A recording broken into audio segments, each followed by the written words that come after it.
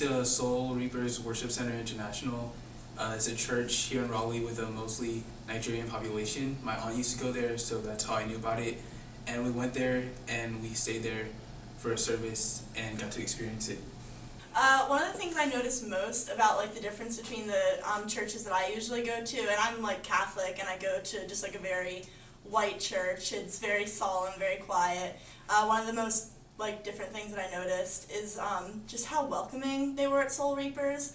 Like one part that I remember specifically is at the beginning when the deacon was talking. He told everyone to go to their neighbor and shake their hand and hug them and tell them that they were either beautiful or handsome. And at my Catholic Mass, there's something similar where you just shake everyone's hand and say, peace be with you, peace be with you. And it's very boring. And like at Soul Reapers, everyone was hugging everyone, and like whether they knew them or not, and it was overwhelmingly positive, and it was a great experience. I guess the first thing I took away from our experience in church was the structure of it all. Growing up, I went to Catholic Mass where everything is very structured and very formal. This was very relaxed and loose, and people were very happy all the time, and they definitely made us feel welcoming. However, there were definitely times where I felt uncomfortable being one of the very few white faces in the church service. Just because as a white male, I'm never not the majority. So to be in a situation where I wasn't, and I was one of the few white people there, I definitely felt uncomfortable times and felt like people were kind of watching me and looking at me and judging me and watching how I was going to react to a environment that I definitely wasn't used to and almost seemed like it didn't even belong in, just because it wasn't the norm for what kind of like people who look like me normally go to in terms of their church. Okay, so when we went to Soul Reapers Church, they had this part at the end of the service where they asked everyone who, if it was their first time coming to church, to raise their hand, and then invited us all to stand in front of the church, like in the front of the hall, which was very, very uncomfortable, especially for me, someone who's very shy. They then asked us all to introduce ourselves and explain who brought us there. And that was just a very odd experience for me, because I don't know if I would take it as necessarily welcoming or just like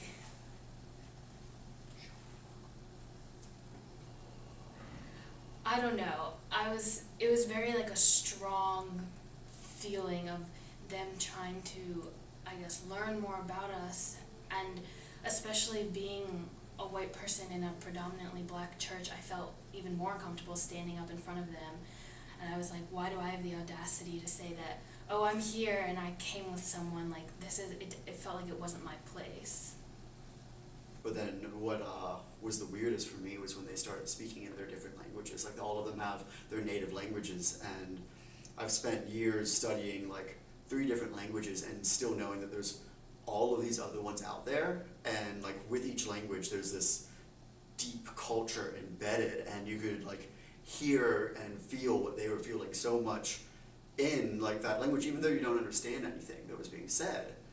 And so it was just this immensely intense service where everyone, even though they had their own cultures, even though they had everything different about them, as much as there could be different between me and a black person, like the only thing that they shared really was their color, and then they had this rich culture, this rich background that they all, like, I'm sure was different for all of them. So I'm already familiar with this environment, but it was really cool to see the rest of the group in that environment and see how they experienced it and see what they had to say about it.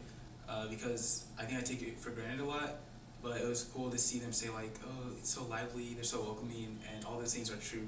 So it was cool to see. So after the service, we got to talk to my cousin, Nick Asamoda, and the pastor of the church, Dr. Okoji Ndukwe. This is Nick Asamoda. Yep. So could you tell us your ethnic background? Okay. Hey everyone, how you doing? My name is Nicholas Sazi Asamoah. I was born in Nigeria. I moved from Nigeria to Kingston, Jamaica when I was 4 years old. My dad is a retired diplomat. So it was a great experience. I left there when I was 14 years old. I came to the United States. My dad got a job in North Carolina working for IBM. So we moved to North Carolina, Raleigh, North Carolina. And it was a culture shock for me. But I was under a lot of pressure to fit in with the culture. Like I had to go to school like wearing Jordans. I had to wear like name brand clothes. That time they had like name brands like Echo, Rockaway, Sean John Food. We had to be fresh.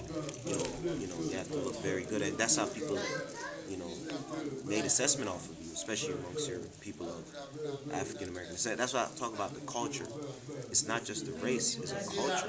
So you have to adapt to the African American culture within that race. Within that race, and that's the part that also people don't ignore. It's not just the race; it's a cultural issue too. You've been in America a very long time. I just wanted to know, how do you think race relations have changed in America over the course of the last 20, 30 years? It has certainly improved. I remember, like nowadays, this millennial culture is more accepting of many things nowadays. And in terms of music, like back in the days, even in music now, like hip hop or whatever, it's more mainstream. So you could speak slang, so speak Ebonics or whatever they want to call it. People don't look at you as funny anymore because of this millennial generation of accepting things. A lot of like artists nowadays has become mainstream, artists. So it's becoming in the mainstream society. It's not just in the world where it's kind of like, oh, don't act like that. But nowadays it's a part of the culture. It's becoming a part of the culture that is associated with, through mostly music. I think music is the pivotal. The pivotal, what's the word I'm looking for? The thing that had springboard, the vehicle. The vehicle, pretty much, the ignition. Thank you so much. That's it. Yeah, we're about to also interview Pastor Ndukwe. My name is Dr. Koji Ndukwe. I'm originally from Nigeria. Came to America September the 9th, 1997, so this year is my 21st year. I've lived in Raleigh for the entire time, except visiting, that Raleigh has been my home. How do I do it here? It was difficult because America is a big melting pot. People from all walks of life come into this country. And then you have to deal with issues because the differences amongst people is very glaring. Some of us are white, some of us are dark skinned, some of us are in between. And then accent is another thing. So, one thing I found in some of my research was that more than 40% of churches or parishes here in the U.S. are vast majority one race or another. And I wanted to ask you why you thought that was. It is simple. We are racially hyped up in this community more than any other places I've been to. And that in this country. In this country. And I've traveled quite a little bit, both Europe, African nations, and North America. The reason is because we trumpet it much, we make it an issue much. In science, we say likes go together. And because of that, humanly speaking, you are more inclined to go out with somebody that speaks like you, looks like you, and thinks like you. That is human nature. But godliness requires that you reach out to somebody that doesn't look, think, or act like you. So because of that, it's only in America that I've seen where you have a Korean church, an Indian church, a Japanese church. Every other places I have gone to, you don't see such identity. What you see is, like we have Soul Reapers Worship Center.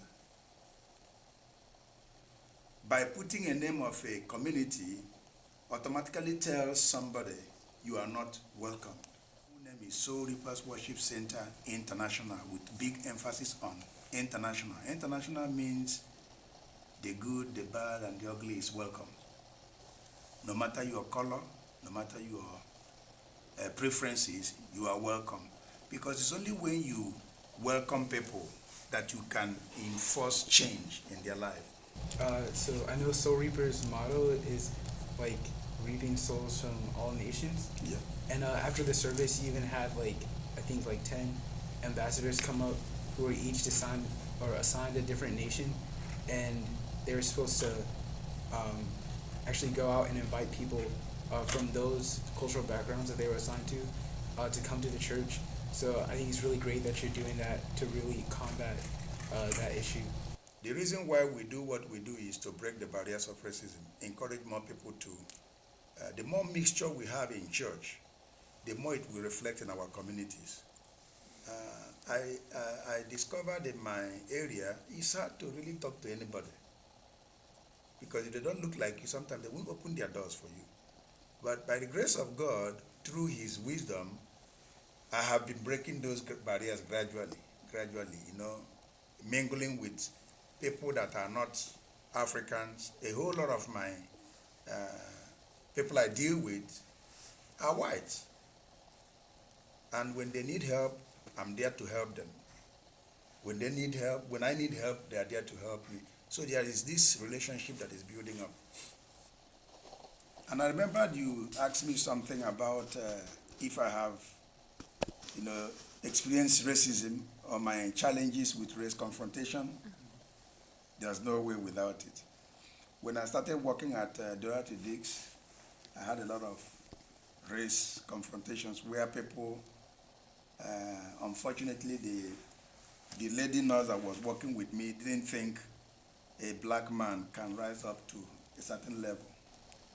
I came to work. I used to work at the medical unit at Dorothy Dix, and then they called me to come and help at the mental station. When I came over, the nurse, I will save her name because I still remember it even as vivid as it happened. As soon as she saw me, she gave me a board and said, sit down there and take note of what is happening to the patient. So she gave me that book. I took the book. She didn't even ask me, who are you? To break racism, the first thing you do is get to know the person you are talking to when you meet them. Know their name. How can you pronounce a Russian name that doesn't have vowels, and you can't pronounce an African name that has vowels in it?